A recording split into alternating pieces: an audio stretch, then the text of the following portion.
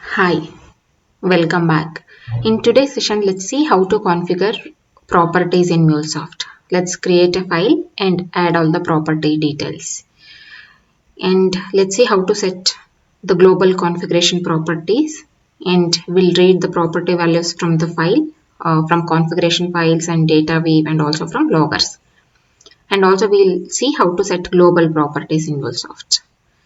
So I have two APIs which are working fine. We have used the same APIs in previous session as well. It's a post API which posts the train information, and get train API which gets the train information for the train number that we pass in. Let's check the post API which is writing the train details to the DB. And let's try to, we have just added a train number 123, and let's try to get the details of the train. Yes, we are able to get the success response. So we have two APIs working fine, and here we can see that get API is there and post trains API is there, which is having a DB call, and also at the end we are building a success payload. This is a get trains API which is getting the train information from the DB based on the train number that we pass in, and at the end we will get the train information. So we have two success workflow, and the details here we can see the global configuration details, and all of them are having the hard-coded values. Here the port 9081 and also the localhost, everything is hard-coded.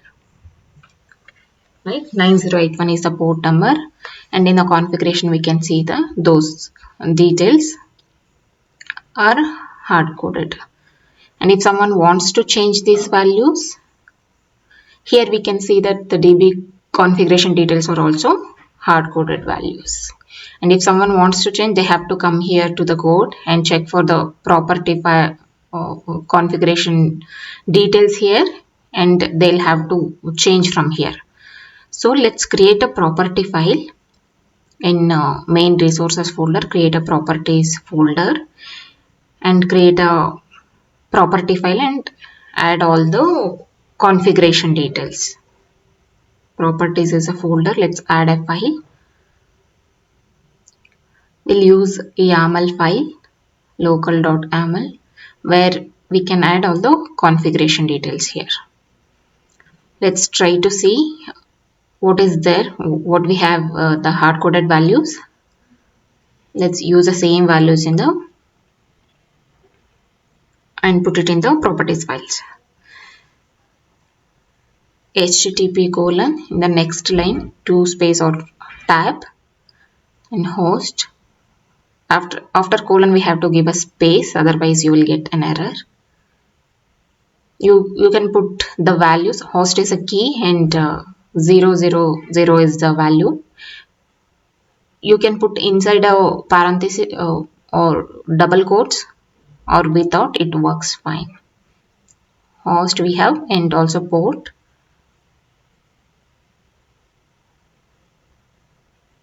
A081. Let's go to the configurations. These hard-coded values, the same hard-coded values we have mentioned in the configuration file. And let's check for another request configuration. We have a host details. Let's create a property for this as well. We'll name it get trains info. This is an API which is getting all the trains available in the DB. Yes, we have a host created, and we have a path also to call this API.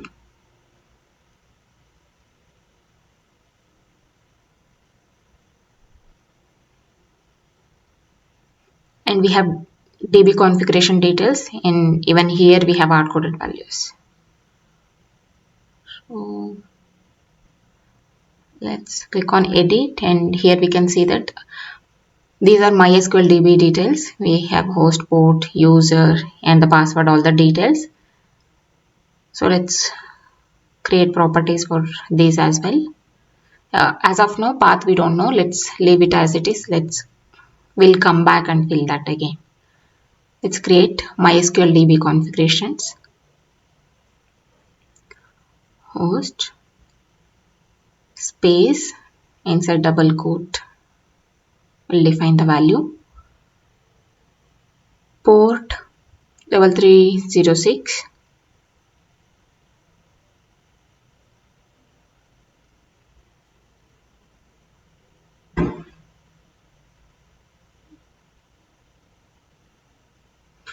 Root is the username and the password is again root.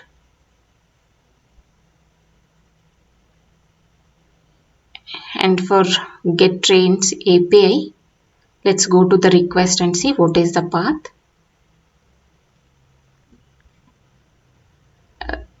For this configuration, we have already created this. We can see that connection timeout is also there. Let's create a property for that as well.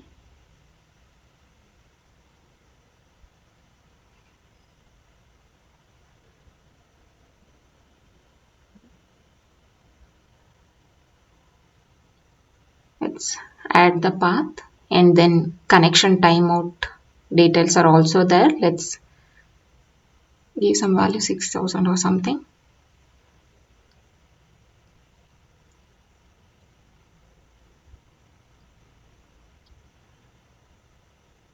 HTTP listener we have created. GetTrains info API details are added. DB configuration details are also added in the properties files. Right, this is a listener, and there is one more API, getTrains API. This is a path. Let's create a property for that as well, getTrain API. Let's name it getTrain info.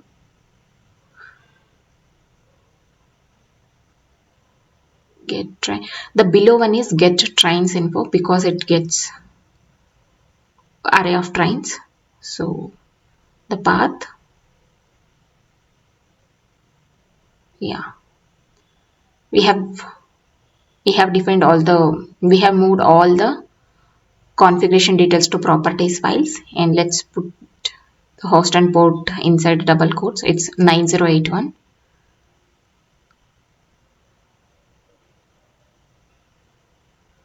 So it works without double quotes also, but let's place it inside quotes to match other values. So we have created a property placeholder for all the properties that we have hard coded previously. So the listener configuration details are created, getTrains API details are created, getTrains info. So let's copy these details. Now we'll have to go to this configuration and replace these hard coded values. Let's use dollar symbol and curly parenthesis and then http dot post, because HTTP is at first level, host comes next. So we'll use dollar symbol, and inside that the placeholder where we have a value for port. Let's replace getTrain info request as well.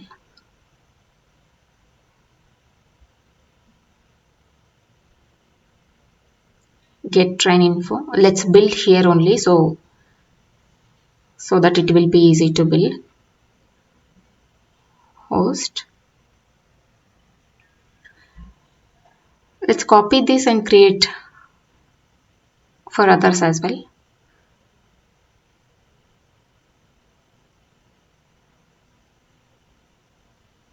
Path and timeout details as well. So now let's copy these and paste it in the respective places. Timeout.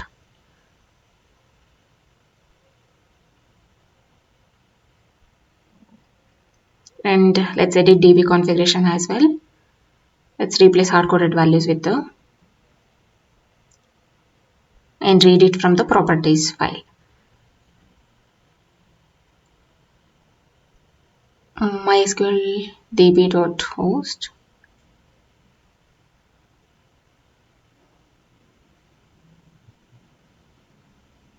port, username and password.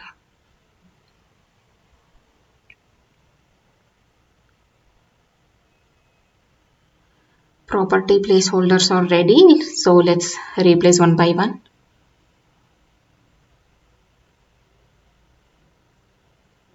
Host, port. We shouldn't be using these hardcode directly the username and password in the property files. We have to encrypt it because we don't want everyone to see the details, right, in the properties files. In future session, let's see how to encrypt them and use them as a properties. We are getting some error. Now we have replaced all the property details and replaced all the hard-coded values and read it from the properties file. It's not able to find the http host where it is because we have created a property file and we have replaced all the configuration details and trying to read from the property files. But how the system knows that it should read from the local.yaml file only? We should specify it, right? So let's click on configuration properties, and here we can give the details of the file from where to read the property details. Let's load the file where we have the configurations defined. Now the system knows from where to read these properties, right? So let's deploy it again.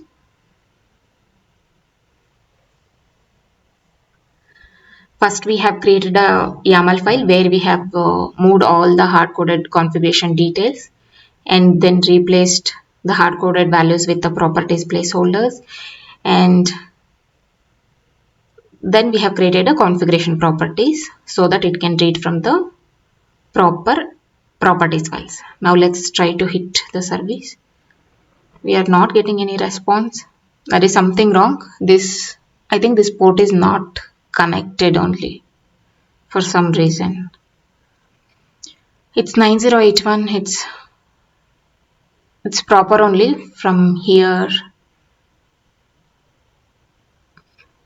Okay, let's change it to 8081.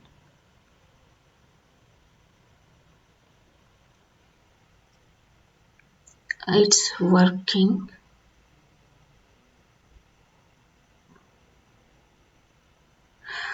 Oh, I think somewhere the port is getting overridden. The HTTP port that we have is somewhere overridden. Let's go and in run configuration also we can give the property details. Yes, see here. I think previously I have overridden it for some reason, and here we can see that it was overridden. So let's remove this.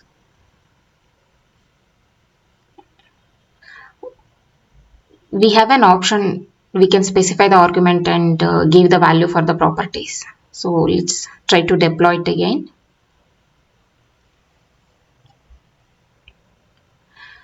The values that we give, the arguments or environment property values that we give in the run configurations will overwrite the values that we give in the applications.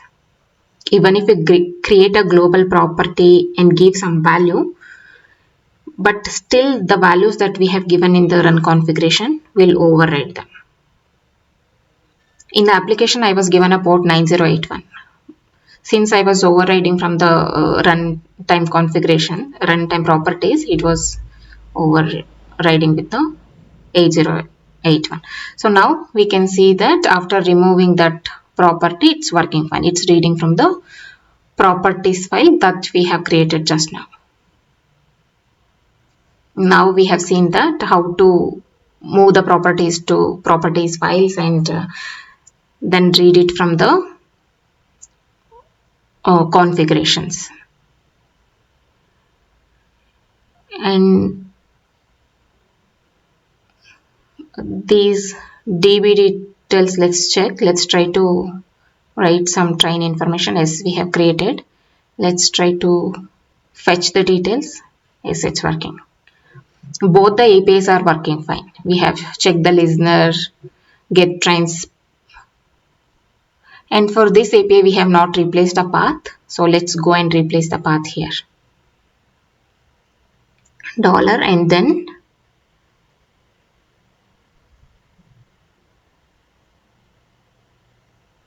the trains get train API's path is also replaced now. And there is one more API, get trains API. Even there we have to replace the path.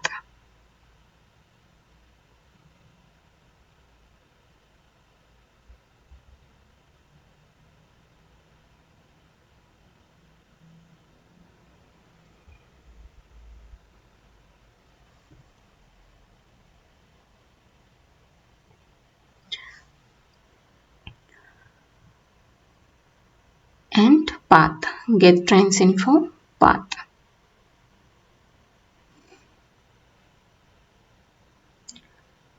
Let's deploy again and check. It's successful. We can hit the API. Okay. It's still deploying.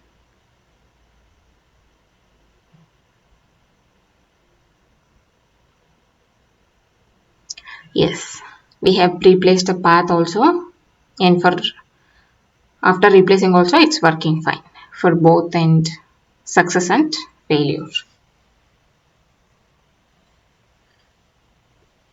Okay, we have created a properties files and we have read from the configurations by using dollar symbol, right? And this is a file from where we are reading the properties. We have to give the configuration, we have to set the configuration properties so that the system can read the properties from that particular file. And here it's local.yaml, but in reality it will be based on the domains or environment that we test. Sometimes it will be QA, it will be production, it can be any other domains, right? It will not always be dev or local. So let's create a property file considering we have other domains as well. Prod. Usually based on the domains or environment, we will have different configuration details. These username, password, host and port will not be same for all the domains. These will be specific based on the environments. The details will be different for different environments.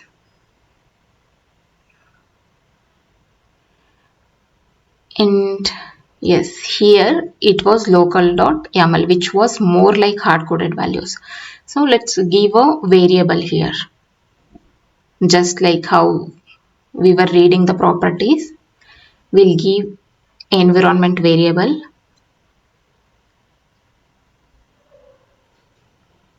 Now we should get an error because we have created a variable and using it, but we are using a variable env, but it was not defined anywhere. We have not given a value for the environment variable. We have not created. So let's create a global property and set some value. Let's create env and give env is a key and value will be, you can give any domain name so that it matches the property files, env, dev, local or prod. So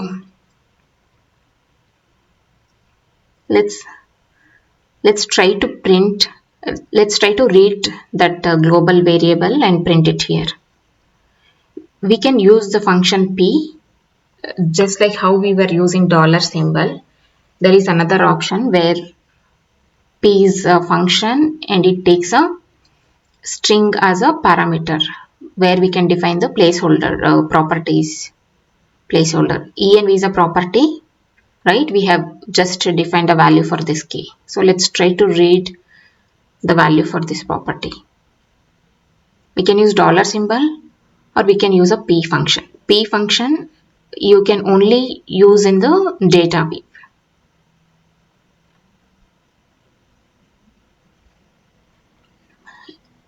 It's something wrong in the way we are reading the file. Let's go to configuration properties. The slash should be forward slash. It should be.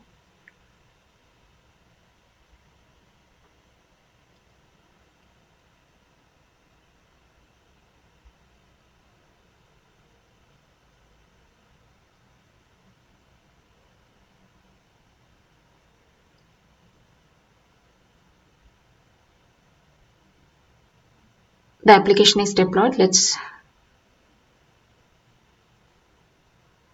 We can see the environment name here, QA.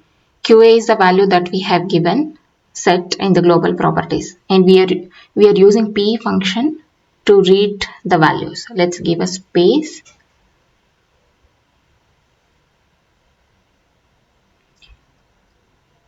Env is, let's try to concatenate the environment values, or in success workflow also let's try to add these environment values.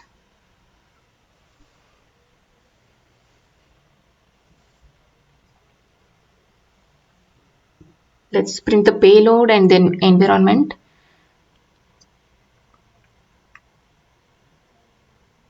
Let's try to read in both the ways, one by using p function and another one by using the dollar symbol.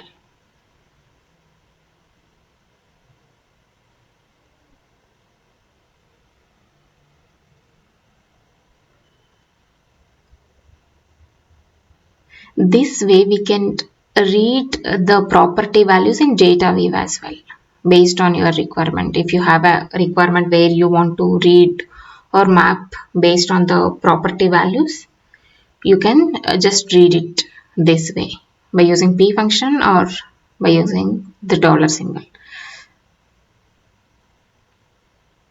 env. Let's put it inside the double quotes. Let's save it and deploy.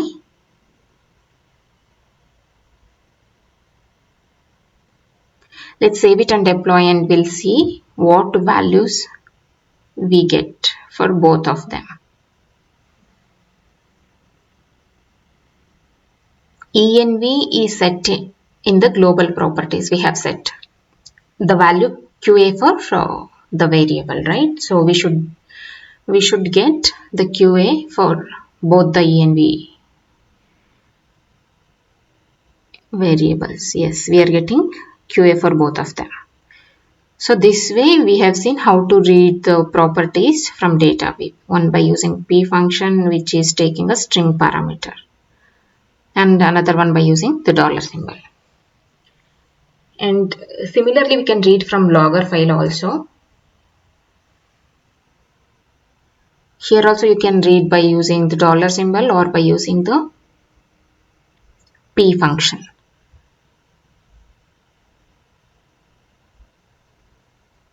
Let's use one more logger. Let's give some meaningful message.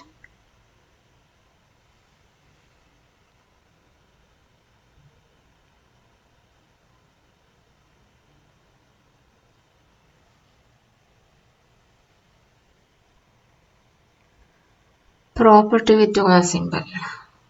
Okay. This is a message we should get. This way we can read the property from logger. And this time let's click on fx and use a p function.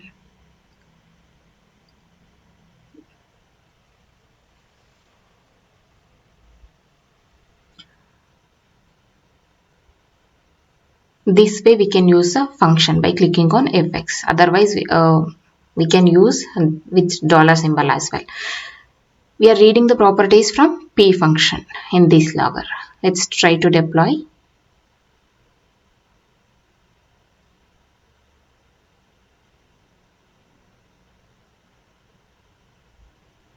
It's deployed. Let's clear the console and run the app.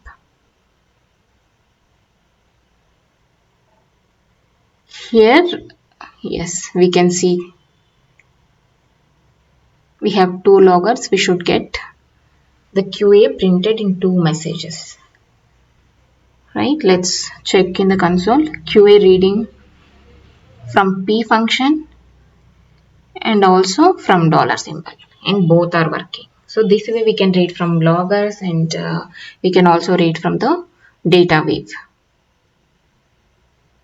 And let's try to read something which does not exist. env1 is something that doesn't exist, right? We have never defined a key something like env1. So in this case, when we use the $symbol, it checks during the compile time itself. So if the property is not found, it gives you the error saying it could not find the configuration property, right? It's not able to find this key env1. Let's revert it back with the $symbol, and let's have invalid key in the within the function P function. The P function accepts even if the property doesn't exist, because P is just like a normal function which can accept string. If it doesn't find, it will just give you null. Yes, here we can see that there is no property called env1, right? So it is returning null. But with $symbol, you cannot use a property that doesn't exist because it fails during compilation time itself. Yes, this way the P function works without for property which doesn't exist, and with dollar we can use within double quotes. And yeah, we have created a property file. We read from the configurations, right? We have created a global property and we have defined the properties here as well. Let's try to change it to prod. The global property is created and currently it is reading from QA only. And what if we want to change to prod and local and other domains? We will have to always go to global property and edit. Anyways, here the env property that we have defined, the intention was to allow user to set the property environment based on their need during runtime. But since we have set the global property, this is also most like the hard-coded value itself, right? In this, env is hard-coded to prod. Let's try to run and check if we are getting the values properly. Yes, prod is coming. In the console also, we can see the properties are read properly. Right? But, okay. But this is not an ideal way to do it because this is more like hard-coded. People should always come here and change the environment. So let's go and define the property during runtime itself. Here we can use -d and then you can give the property name env, or you can give http host port and all, and hard code the values. Not hard code, you can pass the values during runtime. When you want to run the application from here, or when you deploy it from there also, you can set the properties.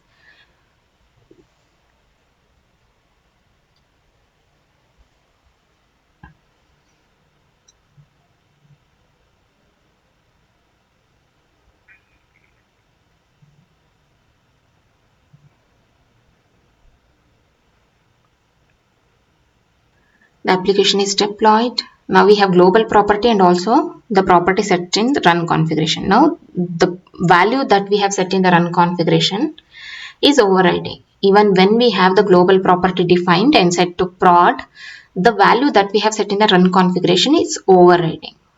So the property that we set during in the run configuration, or when the application is while deploying the application, what you set as a property, that will override the values you set in the applications.